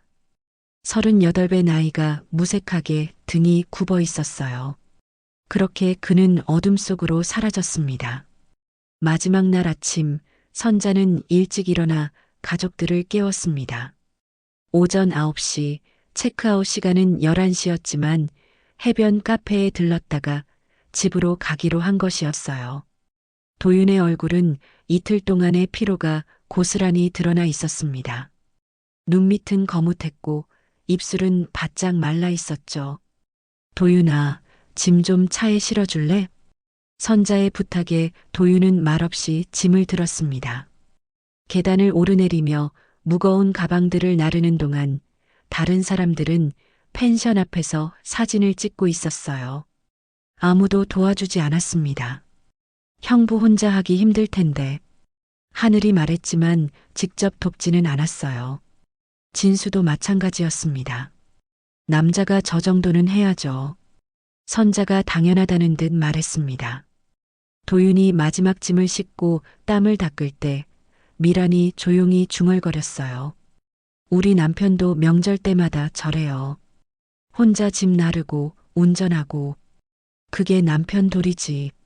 선자의 단호한 대답에 미라는 더 이상 말하지 않았습니다. 하지만 표정은 씁쓸해 보였어요. 10시 반 해변 카페에 도착했습니다. 유명한 곳이라 주차장이 가득 차 있었어요. 도윤이 빈자리를 찾아 천천히 돌았습니다. 저기 있잖아. 선자가 손가락으로 가리켰지만 이미 다른 차가 들어가고 있었어요. 도윤은 다시 주차장을 돌기 시작했습니다. 빨리 좀 찾아. 시간 없어. 선자의 재촉에 도윤의 이마에 땀이 맺혔습니다. 10분을 돌아다닌 끝에 겨우 카페에서 꽤 먼 곳에 자리를 발견했어요. 왜 이렇게 멀리 주차해?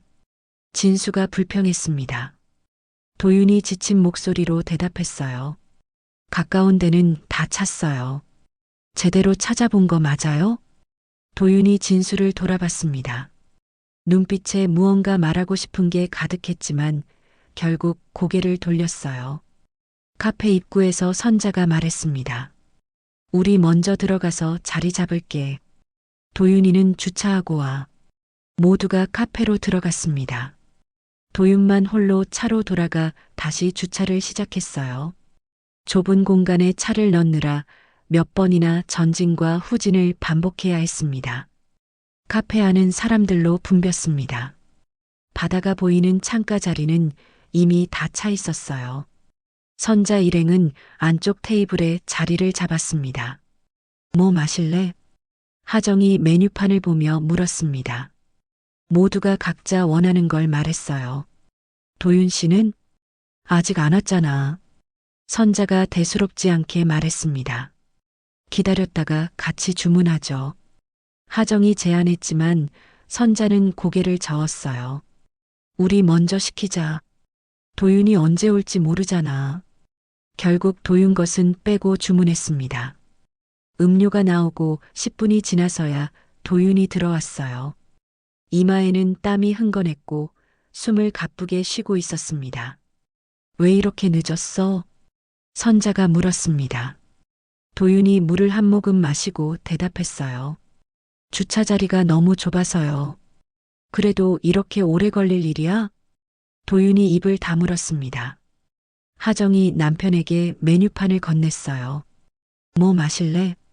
아메리카노. 도윤이 일어나 주문하러 갔습니다. 카운터 앞에는 긴 줄이 서 있었어요. 다른 사람들은 이미 음료를 마시며 대화를 나누고 있었지만 도윤은 혼자 줄을 서서 기다렸습니다. 형부는 왜 매번 따로 행동하는 거예요? 하늘이 불만스럽게 말했습니다. 진수가 거들었어요. 그러게요. 가족이면 같이 움직여야 하는데. 선자도 고개를 끄덕였습니다. 도윤이가 원래 그래. 우리를 가족으로 생각하지 않는 것 같아. 미란이 갑자기 끼어들었습니다. 어머님, 혹시 형부님이 본가에서도 문제가 있었다는 게 사실이에요? 글쎄, 나도 잘 모르겠어. 하정이가 시댁 얘기를 잘 안 해서. 하정이 불편한 표정을 지었습니다. 엄마, 그런 얘기 좀 하지 마세요. 왜? 사실인데. 내가 시댁 명절에도 잘 안 가잖아. 그건 시어머니가 돌아가셔서 그런 거예요. 순간 정적이 흘렀습니다. 선자가 놀란 표정으로 딸을 쳐다봤어요. 뭐? 시어머니가 돌아가셨다고? 언제? 3년 전에요. 왜 얘기 안 했어? 하정이 고개를 숙였습니다. 도윤 씨가 말하고 싶어 하지 않아서요. 진수가 의미심장한 표정을 지었습니다. 어머니가 돌아가셨는데도 말 안 한다는 게 좀 이상하지 않아요? 뭔가 숨기는 게 있는 것 같은데. 도윤이 커피를 들고 돌아왔습니다. 모두가 갑자기 입을 다물었어요. 어색한 침묵이 흘렀습니다. 도윤은 구석자리에 앉아 조용히 커피를 마셨어요. 형부, 피곤해 보여요. 하늘이 말했지만 도윤은 대답하지 않았습니다. 그저 창밖을 바라볼 뿐이었어요. 선자는 그런 사위를 보며 더욱 의구심이 들었습니다. 시어머니가 돌아가신 것도 숨기고 우리한테는 이렇게 무뚝뚝하게 구는 이유가 뭘까? 도윤아, 우리 사진 좀 찍어줄래? 선자가 핸드폰을 건넸습니다. 도윤이 일어나 사진을 찍기 시작했어요. 모두가 포즈를 취했지만 정작 도윤은 사진에 들어가지 못했습니다. 형부도 같이 찍어야죠. 하늘이 말했지만 선자가 손사래를 쳤습니다. 됐어. 시간도 없고. 도윤이 조용히 자리에 돌아와 앉았습니다. 커피잔을 든 그의 손이 미세하게 떨리고 있었어요. 11시 반 카페를 나선 일행은 주차장으로 향했습니다. 도윤이 앞서 걸으며 차 키를 꺼냈어요. 형부, 오늘은 제가 운전할게요. 진수가 제안했습니다. 도윤이 놀란 표정으로 돌아봤어요. 정말요? 네, 형님 너무 피곤해 보여서요. 도윤이 안도의 한숨을 내쉬려는 순간 선자가 말했습니다. 아니야, 도윤이가 해. 진수는 나중에 자기 차 운전해야 하잖아. 진수가 어깨를 으쓱했습니다. 그럼 어쩔 수 없죠. 도윤의 어깨가 축 처졌습니다. 다시 운전석에 앉은 그의 눈은 이미 초점을 잃고 있었어요. 시동을 걸고 기어를 넣는 손놀림도 평소보다 느렸습니다. 집으로 가는 길 선자가 또 말했습니다. 아, 파주 프리미엄 아울렛에 들러야겠다. 세일한다더라. 엄마, 그냥 집에 가요. 다들 피곤한데. 하정이 말렸지만 선자는 고집을 부렸습니다. 금방이야. 잠깐만 들렀다 가자. 도윤이 백미러로 시어머니를 쳐다봤습니다. 눈빛에는 절망이 어려 있었어요. 하지만 아무 말도 하지 않고 내비게이션에 아울렛을 입력했습니다. 형님, 정말 괜찮으세요? 진수가 물었지만 이번엔 조롱하는 투였습니다. 도윤이 대답하지 않자 진수가 혼잣말처럼 중얼거렸어요. 가족여행인데 너무 분위기 안 맞추는 거 아닌가. 미란도 거들었습니다. 맞아요. 다들 형부님 눈치 보느라 피곤해요. 선자가 고개를 끄덕였습니다. 그러게. 도윤이가 좀 더 밝았으면 좋겠는데. 우리가 뭘 잘못한 것도 아니고. 도윤의 손이 핸들을 너무 세게 쥐어서 관절이 하얗게 변했습니다. 그의 시선은 정면만을 향했지만 눈가에는 무언가 반짝이는 게 맺혀 있었어요. 그것이 눈물인지 땀인지는 아무도 알아채지 못했습니다. 1시간 반을 더 운전한 끝에 아울렛에 도착했습니다. 도윤은 주차하자마자 시동을 끄고 핸들에 이마를 기댔어요. 온몸에 힘이 빠져나가는 것 같았습니다. 뭐해? 안 내려? 선자가 차 문을 두드렸습니다. 도윤이 천천히 고개를 들었어요. 그의 얼굴은 창백했고 입술은 파랗게 질려 있었습니다. 파주 아울렛을 나선 시간은 오후 4시였습니다. 선자는 양손 가득 쇼핑백을 들고 만족스러운 표정이었어요. 세일 제품을 여러 개 샀거든요. 도윤은 그 짐들을 모두 트렁크에 싣고는 운전석에 앉았습니다. 그의 움직임은 기계처럼 느렸고 눈빛은 완전히 생기를 잃어 있었어요. 이제 집으로 가면 되겠네. 선자가 뒷좌석에 앉으며 말했습니다. 그런데 갑자기 생각난 듯 덧붙였어요. 아, 맞다. 충주 하늘이 시댁에 잠깐 들러야겠다. 사돈 어른께 드릴 선물도 샀는데 도윤의 손이 핸들 위에서 멈췄습니다. 충주는 완전히 반대 방향이었어요. 왕복으로 따지면 3시간은 더 운전해야 했죠. 그의 어깨가 미세하게 떨리기 시작했습니다. 엄마, 그건 좀 무리인 것 같은데요.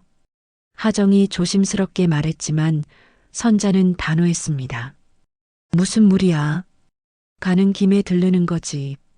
하늘이 시부모님도 뵙고 하늘이 미안한 표정으로 말했습니다. 엄마, 오늘은 그냥 가요. 형부도 너무 피곤해 보이고 피곤하면 쉬었다 가면 되지. 젊은 사람이 그 정도도 못해? 선자의 말에 진수가 거들었습니다. 맞아요.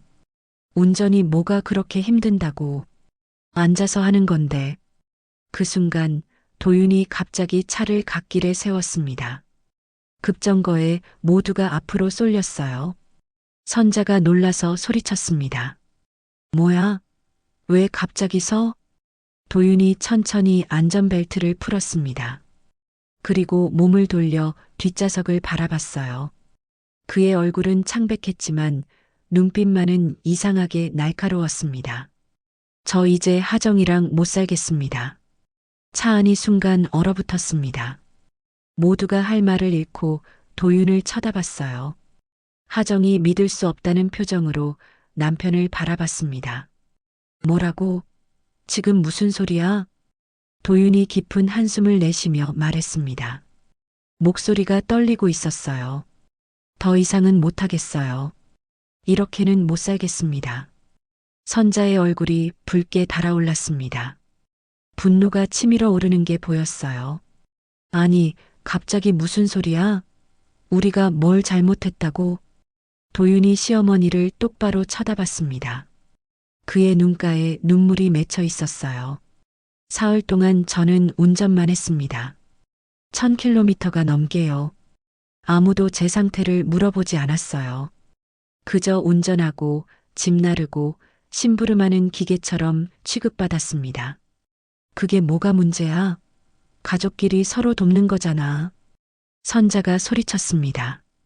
도윤이 고개를 저었어요. 가족이라면서 왜 저만 희생해야 합니까? 왜 저는 술 한 잔 못 마시고 제대로 쉬지도 못하고 계속 운전만 해야 하는 거죠? 진수가 비웃듯 말했습니다. 그 정도 가지고 불평이에요? 남자가 그 정도는 해야죠. 도윤이 진수를 쏘아봤습니다. 그럼 왜 본인은 안 하셨어요? 왜 계속 저한테만 미루셨죠? 저는 경찰라서. 핑계죠. 렌터카 빌리자고 했을 때도 반대하신 건 어머님이었고요. 선자가 테이블을 쳤습니다. 아니, 차 좌석을 쳤어요. 그래. 그렇게 불만이면 처음부터 오지 말지 그랬어? 도윤이 쓴웃음을 지었습니다. 오고 싶지 않았어요. 하지만 하정이가 부탁했고 가족이니까 참았습니다. 그런데 이건 가족이 아니에요. 이건 그냥. 말을 잇지 못하고 고개를 숙였습니다. 하정이 울먹이며 남편의 팔을 잡았어요. 여보, 왜 이래? 갑자기 왜 이러는 거야? 도윤이 아내를 바라봤습니다. 눈빛에 미안함과 절망이 섞여 있었어요. 미안해. 하지만 더 이상은 못하겠어. 내 가족들이 날 어떻게 생각하는지 이제 알았어. 나는 그냥 운전기사고 짐꾼이고 돈이나 쓰는 사람일 뿐이야. 그런 게 아니야. 하정이 울부짖었지만 도윤은 고개를 저었습니다. 아니, 맞아. 사흘 동안 충분히 느꼈어. 나는 이 가족의 일원이 아니야.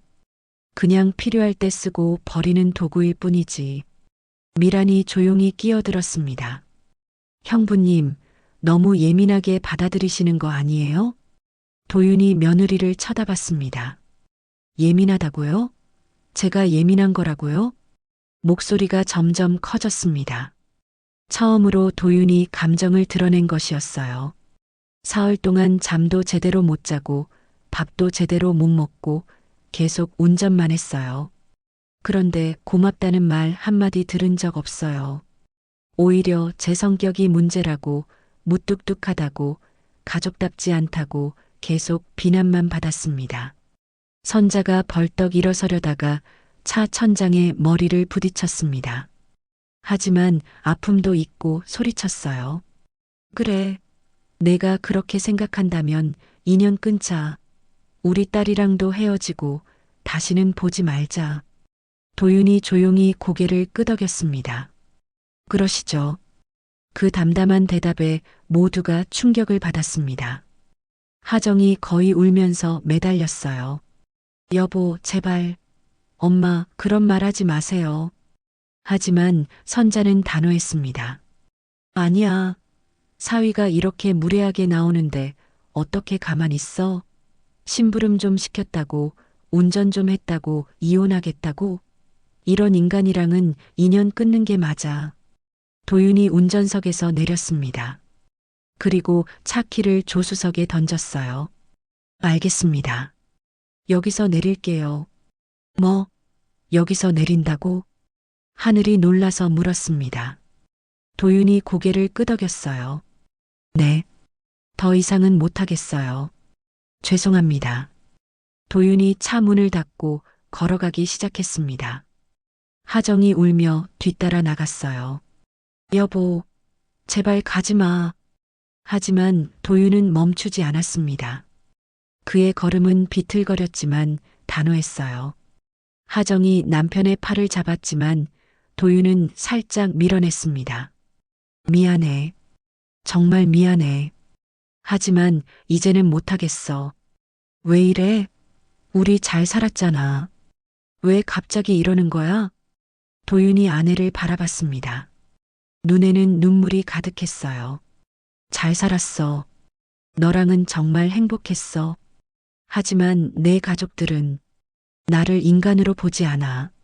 나도 감정이 있고 피곤함을 느끼고 힘든 걸 견디는데 한계가 있는 사람이야. 그런데 아무도 그걸 인정해주지 않아. 선자가 차에서 내려 소리쳤습니다. 그만해. 가고 싶으면 가. 우리도 너 같은 사위 필요 없어. 딸이랑도 헤어지고 영원히 남이 되자. 도윤이 시어머니를 마지막으로 한번 바라봤습니다. 그리고 조용히 말했어요. 알겠습니다. 그렇게 하죠. 그리고는 돌아서서 걸어갔습니다. 고속도로 갓길을 따라 걷는 그의 뒷모습은 너무나 쓸쓸해 보였어요. 하정이 울부짖으며 남편을 불렀지만 도윤은 뒤돌아보지 않았습니다. 선자는 분노에 찬 목소리로 말했습니다. 저런 인간이랑은 끝이야. 하정아, 너도 정신 차려. 저런 남자랑 살 필요 없어. 하지만 하정은 계속 울기만 했습니다. 진수가 운전석에 앉으며 말했어요. 제가 운전할게요. 일단 집으로 가죠. 차가 출발했습니다. 뒤를 돌아본 하정의 눈에 도윤의 모습이 점점 작아져 갔어요. 그는 여전히 걷고 있었습니다. 지친 몸을 이끌고 어디론가 걸어가고 있었습니다. 일주일이 지났습니다. 선자는 반찬 가게에서 일하면서도 계속 그날의 일을 떠올렸어요. 고속도로에서 차를 버리고 떠난 사위의 모습이 자꾸 눈앞에 아른거렸습니다. 하지만 화가 날 뿐이었죠. 감히 시어머니한테 그런 식으로 대들다니 용서할 수 없는 일이었습니다. 언니, 하정이는 어떻게 지내? 가게에 들른 동생이 물었습니다. 선자가 김치를 담으며 한숨을 쉬었어요. 집에 틀어박혀서 안 나와. 회사도 안 가고. 그 사위는 연락 없고? 없지. 당연히 없지. 그런 인간이 무슨 연락을 해. 선자의 목소리에는 분노가 가득했습니다. 동생이 조심스럽게 말했어요. 그래도 부부싸움은 칼로 물베기라잖아. 화해하면 되지. 무슨 화해야. 심부름 좀 시켰다고 내 딸 버리겠다는 인간이야. 그런 놈이랑은 끝이야, 끝. 선자는 주변 사람들에게 계속 같은 이야기를 했습니다. 사위가 얼마나 무례했는지, 얼마나 버릇없이 굴었는지를 과장해서 말했어요. 들은 사람들은 대부분 선자 편을 들었습니다. 어머, 진짜 너무하네. 가족 여행 갔다가 그런 일이 있었어? 그러게. 운전 좀 했다고 난리를 치다니. 선자는 사람들의 동조를 받으며 자신이 옳다고 확신했습니다. 사위가 전적으로 잘못했고 자신은 피해자라고 믿었어요. 그날 저녁 선자는 큰딸 집을 찾았습니다. 초인종을 여러 번 눌러도 대답이 없었어요. 비밀번호를 눌러 들어가니 하정이 거실 소파에 누워 있었습니다. 일주일 사이에 많이 야윈 모습이었어요. 밥은 먹고 있니? 안 먹어요. 하정의 목소리는 힘이 없었습니다. 눈은 퉁퉁 부어 있었고 머리는 헝클어져 있었어요. 선자가 딸 옆에 앉으며 말했습니다. 그만 일어나. 저런 인간 때문에 내가 왜 이렇게 있어? 엄마가 뭘 알아요. 도윤 씨가 얼마나 좋은 사람인지. 좋은 사람? 시어머니한테 대들고 가족 무시하는 게 좋은 사람이야? 하정이 엄마를 쳐다봤습니다. 눈에는 원망이 가득했어요. 엄마가 너무했어요. 사흘 내내 운전만 시키고 고맙다는 말 한마디 안 했잖아요. 그게 뭐가 잘못이야? 사위가 당연히 해야 할 일을 한 거잖아. 선자의 목소리가 커졌습니다. 하정도 목소리를 높였어요. 당연한 게 어디 있어요? 도윤 씨도 사람이에요. 피곤하고 힘든 걸 느끼는 사람이라고요. 그래서 이혼하겠다고? 그게 말이 되는 소리야? 모녀의 말다툼은 계속됐습니다. 결국 하정이 울음을 터뜨렸어요. 엄마 때문이야. 다 엄마 때문이라고. 선자는 충격을 받았습니다. 딸이 자신을 원망하다니. 믿을 수 없는 일이었어요. 다음 날 작은 딸 하늘이 가게를 찾아왔습니다. 표정이 심각했어요. 엄마, 형부한테서 연락 왔어요. 선자의 눈이 커졌습니다. 뭐, 너한테 연락했다고? 네. 하정 언니가 잘 있는지 물어봤어요. 그럼 언니한테 직접 연락하지 왜 너한테 해? 하늘이 조심스럽게 말했습니다. 언니가 전화를 안 받나 봐요. 그리고 형부가 사실은 허리 디스크가 심하대요. 선자가 미간을 찌푸렸습니다. 허리 디스크? 갑자기 무슨 소리야? 여행 내내 진통제 먹으면서 운전했대요. 병원에서는 수술해야 한다고 했는데 가족 여행이라고 참고 온 거래요. 선자는 잠시 말을 잃었습니다. 하지만 곧 고개를 저었어요. 그래도 그렇게 나가는 건 아니지. 아프면 아프다고 말을 했어야지. 엄마가 들어줬을 것 같아요? 하늘의 반문에 선자는 대답하지 못했습니다. 사실 들어주지 않았을 거란 걸 스스로도 알고 있었거든요. 며느리 미란도 시어머니를 찾아왔습니다. 평소와 달리 진지한 표정이었어요. 어머님, 제가 할 말이 있어요. 뭔데? 사실 형부님 어머니가 교통사고로 돌아가셨어요. 3년 전에요. 선자가 놀랐습니다. 교통사고? 네. 형부님이 운전하던 중에 사고가 났대요. 그래서 운전하는 게 트라우마가 있다고 들었어요. 선자는 충격을 받았습니다. 그런 사연이 있었다니. 하지만 여전히 화가 풀리지는 않았어요. 그래도 우리한테 그렇게 나올 건 없잖아. 사정이 있으면 미리 말했어야지. 미란이 한숨을 쉬며 말했습니다. 어머님, 솔직히 말씀드릴게요. 어머님도 좀 심하셨어요. 형부님을 너무 하인처럼 대하셨잖아요. 뭐, 내가? 네. 저도 보면서 불편했어요. 우리 남편한테도 그러시잖아요. 남자가 당연히 해야 한다고. 선자는 며느리의 말에 할 말을 잃었습니다. 자신이 잘못한 게 있나 생각해봤지만 여전히 납득이 안 됐어요. 그저 평소처럼 행동한 것뿐인데. 진수도 장모를 찾아왔습니다. 의외로 미안한 표정이었어요. 어머님, 제가 형님한테 너무 심하게 굴었던 것 같아요. 갑자기 왜? 생각해보니 형님 혼자 운전하는 게 너무 힘들었을 것 같아서요. 제가 도와드렸어야 했는데. 선자는 사위의 말을 듣고도 마음이 움직이지 않았습니다. 오히려 더 화가 났어요. 다들 도윤 편을 드는 것 같아서 너희들이 뭘 알아? 시어머니한테 대드는 사위가 어디 있어? 그것도 남들 다 있는 데서. 하지만 선자의 목소리에는 전과 같은 확신이 없었습니다. 조금씩, 아주 조금씩 의심이 들기 시작했어요. 정말 자신이 잘못한 건 아닐까? 그날 밤 선자는 잠을 이루지 못했습니다. 도윤의 마지막 모습이 계속 떠올랐어요. 고속도로를 걸어가던 그 쓸쓸한 뒷모습, 차 안에서 눈물을 참으며 했던 말들. 아무도 제 상태를 물어보지 않았어요. 저도 사람이에요. 그 말들이 가슴을 찔렀습니다. 정말 자신은 사위를 사람으로 대하지 않았던 걸까요? 일주일 후 하정이 집을 나갔습니다. 도윤과 만나기로 했다는 것이었어요. 선자는 만류했지만 하정은 단호했습니다. 엄마, 나는 내 남편이 필요해요. 엄마가 뭐라고 하든 나는 도윤 씨와 살 거예요. 그럼 엄마랑은 인연 끊자는 거니? 하정이 눈물을 흘리며 말했습니다. 엄마가 먼저 인연 끊자고 했잖아요. 엄마가 먼저 우리를 밀어냈어요. 그 말을 남기고 하정은 떠났습니다. 선자는 혼자 남겨졌어요.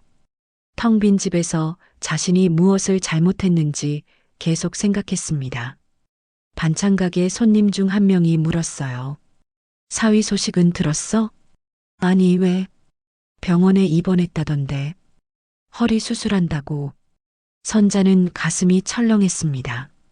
정말로 아팠던 거구나. 그런데도 자신은 계속 운전하라고만 했구나. 집으로 돌아온 선자는 거실에 앉아 한참을 멍하니 있었습니다. 자신이 정말 잘못했을까?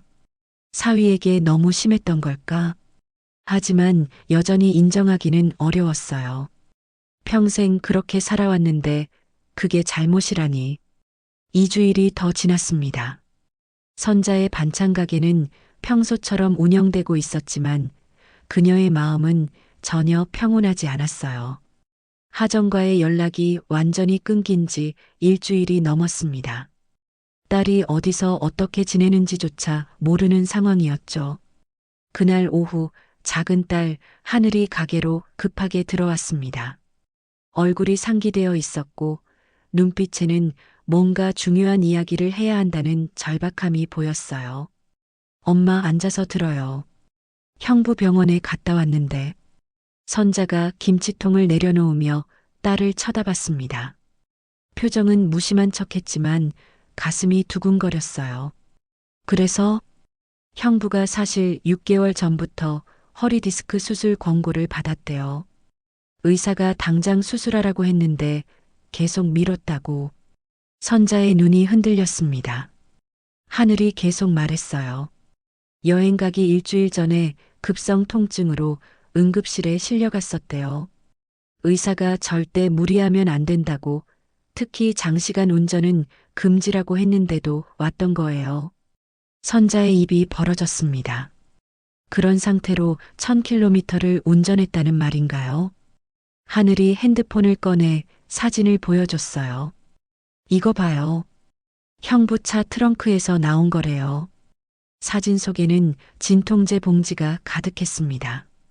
처방전과 함께 찍힌 약들이 10개가 넘었어요. 선자의 손이 떨리기 시작했습니다. 그리고 엄마, 형부 어머니 이야기 들었어요? 교통사고로 돌아가셨다며. 하늘이 고개를 끄덕이며 눈물을 글썽였습니다. 형부가 운전하던 중이었대요. 빗길에 미끄러져서 가드레일을 들이받았는데 조수석에 계시던 어머니만 돌아가셨어요. 그 후로 형부는 비 오는 날이나 장거리 운전할 때마다 공황 증상이 온대요. 선자는 충격으로 말을 잇지 못했습니다. 그런 트라우마를 안고도 가족여행이라는 이유로 운전대를 잡았던 거구나. 그것도 아픈 허리를 이끌고. 언니는 이걸 알았어? 몰랐대요. 형부가 절대 말하지 말라고 했대요. 처가 식구들한테 부담 주기 싫다고. 선자의 눈에 눈물이 맺혔습니다. 자신은 그런 사위를 운전기사 취급했고 고맙다는 말 한마디 하지 않았어요. 오히려 무뚝뚝하다고 가족답지 않다고 비난만 했죠. 저녁이 되자 며느리 미란이 찾아왔습니다. 손에는 서류 봉투를 들고 있었어요. 어머님, 이거 보셔야 할 것 같아서 가져왔어요. 뭔데? 형부님이 여행 가기 전에 쓴 일기예요. 하정 언니가 집에서 발견했대요. 선자가 떨리는 손으로 일기장을 펼쳤습니다. 도윤의 글씨가 빼곡히 적혀 있었어요. 2025년 7월 15일. 내일부터 처가 가족여행이다. 허리가 너무 아파서 걱정이지만 하정이가 너무 기대하고 있어서 차마 못 간다고 할 수 없다. 진통제를 충분히 준비했으니 버틸 수 있을 거다. 7월 20일. 장모님이 여행 일정을 보내셨다. 강릉, 정동진, 속초. 운전거리만 계산해도 1000km가 넘는다. 의사 선생님이 절대 무리하지 말라고 했는데. 하지만 가족이니까 참아야지. 선자의 눈물이 일기장 위로 떨어졌습니다. 도윤이 얼마나 고민하고 걱정했는지가 고스란히 드러나 있었어요. 미란이 조용히 말했습니다. 형부님이 어머님 가족을 정말 사랑했나 봐요. 아니면 이렇게까지 할 수 없잖아요. 선자는 일기장을 덮으며 흐느꼈습니다. 자신이 얼마나 못된 시어머니였는지 이제야 깨달았어요. 사위의 희생과 사랑을 전혀 알아보지 못했던 거죠. 다음 날 선자는 하늘에게 부탁해서 도윤이 입원한 병원을 알아냈습니다. 망설이다가 결국 병원으로 향했어요. 병실 앞에서 한참을 서성였습니다. 들어갈 용기가 나지 않았거든요. 문득 안에서 대화 소리가 들렸습니다. 하정의 목소리였어요. 여보, 미안해. 내가 엄마한테 미리 말했어야 했는데. 아니야. 내가 말하지 말라고 했잖아. 어머님 걱정하실까봐. 도윤의 목소리는 여전히 부드러웠습니다. 선자는 그 대화를 듣고 가슴이 미어졌어요. 자신을 그렇게 배려했는데 정작 본인은 사위를 전혀 배려하지 않았구나. 발걸음을 돌려 나오는데 간호사가 말을 걸었습니다. 보호자세요? 아, 아니에요. 환자분이 수술 잘 받으셨어요. 다만 재활이 오래 걸릴 것 같다고 하시네요. 너무 늦게 수술해서. 선자는 죄책감에 무너질 것 같았습니다. 자신이 시킨 운전 때문에 사위의 상태가 더 악화된 건 아닐까? 집으로 돌아온 선자는 남편에게 모든 이야기를 털어놨습니다. 남편이 한숨을 쉬며 말했어요. 내가 가지 말라고 했잖아. 당신이 사위한테 너무 심했어. 나도 이제 알았어. 내가 잘못했어. 처음으로 선자가 자신의 잘못을 인정했습니다. 평생 남자는 당연히 해야 한다고 믿었던 그 생각이 얼마나 잘못된 것인지 깨달았어요. 진수도 장모를 찾아와 고백했습니다. 어머님, 사실 저도 알고 있었어요. 형님이 아프다는 거. 뭐, 너도 알았어? 여행 둘째 날 밤에 형님이 화장실에서 진통제 먹는 거 봤어요. 손이 떨려서 약을 떨어뜨리더라고요. 그런데 저는 모른 척 했어요. 제가 운전하기 싫어서. 진수의 눈에도 눈물이 고였습니다.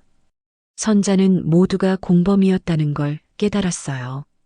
도윤의 희생을 당연하게 여기고 그의 고통을 외면한 공범들. 그날 밤 선자는 하정에게 문자를 보냈습니다. 미안하다. 정말 미안해. 엄마가 잘못했어. 도윤이한테도 정말 미안하다고 전해줘. 용서받을 자격은 없지만 진심으로 사과하고 싶어. 답장은 오지 않았습니다. 하지만 읽음 표시는 떴어요. 선자는 그것만으로도 조금 위안을 받았습니다. 일주일 후 하늘이 또 소식을 전했습니다. 형부 수술 잘 끝났대요. 회복하는데 3개월은 걸릴 거래요. 하정이는 형부 간호하느라 바빠요. 그래도 표정은 밝아졌어요. 선자는 안도의 한숨을 쉬었습니다. 그리고 결심했어요. 언젠가 기회가 된다면 반드시 사위에게 직접 사과하겠다고. 그동안의 잘못을 빌고 진짜 가족으로 대하겠다고. 하지만 그 기회가 올지는 알 수 없었습니다. 자신이 먼저 인연을 끊자고 했으니까요. 심부름 좀 시켰다고 딸과 안 살겠다는 사위가 괘씸하다며 먼저 등을 돌렸으니까요. 3개월이 흘렀습니다. 가을이 깊어가는 10월의 어느 날, 선자는 반찬가게 문을 닫고 집으로 돌아왔어요. 거실 탁자 위에는 하정에게 보낼 반찬통들이 가득했습니다. 일주일에 한 번씩 작은 딸 하늘을 통해 전달하고 있었지만 아직 한 번도 직접 만나지는 못했죠. 남편이 거실로 나오며 한숨을 쉬었습니다. 또 반찬 만들었어? 응. 도윤이 퇴원했다니까 영양 있는 걸로 준비했어. 선자의 목소리에는 간절함이 묻어났습니다. 남편이 아내 옆에 앉으며 말했어요. 하정이가 아직도 연락 없어? 문자는 가끔 와. 잘 지낸다고. 선자는 핸드폰을 꺼내 하정과의 문자 대화를 다시 읽어봤습니다. 짧고 형식적인 안부 인사뿐이었어요. 예전처럼 따뜻한 대화는 사라진 지 오래였습니다. 그때 현관문이 열리는 소리가 들렸습니다. 하늘이 들어왔어요. 표정이 밝아 보였습니다. 엄마, 좋은 소식 있어요. 선자가 벌떡 일어났습니다. 뭐? 하정이가 만나준대? 하늘이 고개를 저었지만 미소는 여전했어요. 그건 아니고 형부가 완전히 회복했대요. 다시 직장에도 나가기 시작했고요. 선자는 안도의 한숨을 쉬었습니다. 그래도 사위가 건강을 되찾았다니 다행이었어요. 하늘이 조심스럽게 말을 이었습니다. 그리고 형부가 엄마한테 전하는 말이 있어요. 뭔데? 괜찮다고. 이제는 정말 괜찮다고 하래요. 선자의 눈에 눈물이 맺혔습니다. 용서한다는 뜻일까요? 아니면 그저 위로의 말일까요? 알 수 없었지만 그 말만으로도 가슴이 먹먹해졌어요. 며느리 미란도 가끔 시어머니를 찾아왔습니다. 그날도 미란이 차를 마시러 왔어요. 어머님, 형부님이 사실 어머님 걱정 많이 하신대요. 도윤이가? 네. 하정 언니한테 들었는데 어머님이 혼자 가게 하시는 거 힘드실까봐 걱정한대요. 선자는 놀랐습니다. 자신이 그렇게 대했는데도 아직도 걱정해 준다니 눈물이 흘러내렸어요. 내가 정말 못된 시어머니였구나.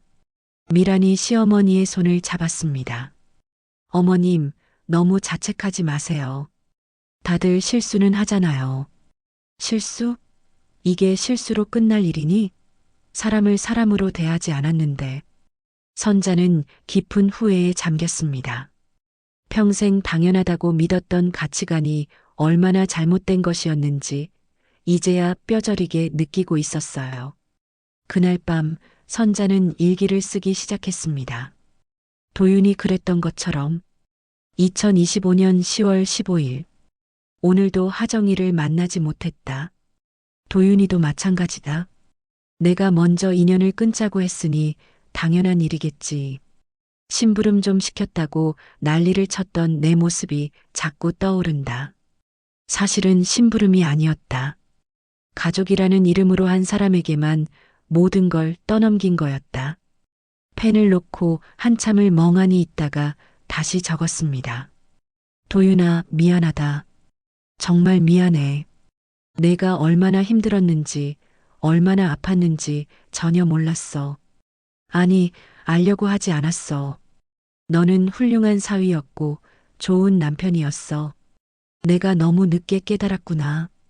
일주일 후 뜻밖의 연락이 왔습니다. 하정이었어요.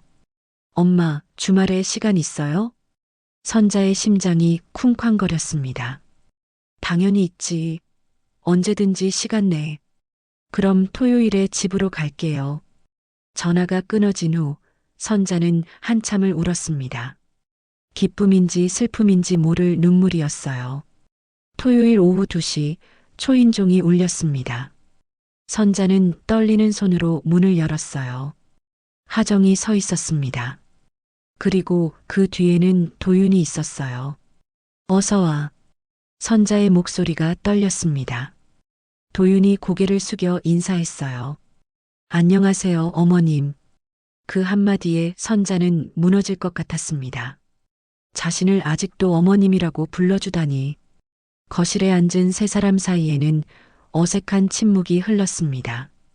선자가 먼저 입을 열었어요. 도윤아, 정말 미안해. 내가 너무 잘못했어. 도윤이 조용히 고개를 들었습니다. 그의 눈은 예전보다 많이 여위어 보였지만 따뜻함은 여전했어요. 저도 죄송해요. 그날 너무 감정적으로 나갔어요. 아니야, 내가 뭘 잘못했어. 다 내 잘못이지. 선자는 눈물을 흘리며 사위의 손을 잡으려 했습니다. 도윤이 망설이다가 시어머니의 손을 잡았어요. 어머님, 저희 다시 시작하면 안 될까요? 선자는 놀란 눈으로 사위를 바라봤습니다. 도윤이 계속 말했어요. 물론 예전처럼 되기는 어려울 거예요. 하지만 하정이를 위해서라도 노력해보고 싶어요. 하정도 울며 말했습니다. 엄마, 우리 다시 가족이 되자. 제발. 선자는 딸과 사위를 번갈아 보며 고개를 끄덕였습니다. 그래, 다시 시작하자. 이번엔 내가 달라질게. 정말로. 도윤이 작은 미소를 지었습니다. 저도 노력할게요. 소통을 더 잘하도록. 그날 저녁 오랜만에 가족이 함께 식사했습니다. 선자는 도윤의 그릇에 계속 반찬을 올려줬어요. 과하지 않게 하지만 따뜻한 마음을 담아서. 도윤아, 운전은 이제 하지 마. 허리 안 좋잖아. 괜찮아요. 완전히 나았어요. 그래도 조심해야지. 앞으로는 절대 무리하지 마. 도윤이 고개를 끄덕였습니다. 그의 눈에는 안도감이 보였어요. 드디어 자신을 한 사람의 인간으로 봐주는 시어머니를 만난 것 같았거든요. 식사가 끝나고 하정이 부부가 떠날 때 선자가 도윤을 불러 세웠습니다. 도윤아, 네 어머님, 고마워. 다시 기회를 줘서. 도윤이 미소 지으며 대답했습니다. 저야말로 감사해요. 받아주셔서. 문을 나서는 도윤의 뒷모습을 보며 선자는 생각했습니다. 이제야 진짜 가족이 된 것 같다고. 심부름을 시키고 운전을 시키는 관계가 아니라 서로를 존중하고 배려하는 진짜 가족. 하지만 여전히 가슴 한구석에는 후회가 남아 있었습니다.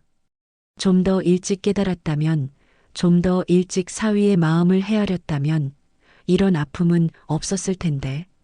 그래도 늦었지만 깨달은 것만으로도 다행이라고 선자는 스스로를 위로했습니다. 가족이라는 이름으로 우리는 얼마나 많은 것을 당연하게 요구하고 또 당연하게 희생하며 살아갈까요? 선자가 뒤늦게 깨달은 것처럼 사랑하는 사람의 고통을 못 본 척하면서 가족이니까라는 말로 포장하는 순간들이 우리에게도 있지 않을까 돌아보게 됩니다. 때로는 관계를 완전히 무너뜨려야만 비로소 서로를 인간으로 바라볼 수 있게 되는 건지도 모릅니다. 진정한 가족은 당연함이 아닌 존중과 배려 위에 세워진다는 너무나 단순하지만 쉽게 잊혀지는 진실을 이 이야기는 아프게 일깨워줍니다. 오늘의 이야기는 마음에 어떻게 남으셨나요? 이 가족에게 전하고 싶은 말이 있다면 댓글로 따뜻한 마음을 나눠주세요. 그리고 이 이야기가 더 많은 사람들의 하루에 위로와 울림이 될 수 있도록 함께 공유해 주신다면 분명 좋은 기운이 여러분께도 찾아올 거예요. 오늘도 세월 담소와 함께 해주셔서 감사합니다.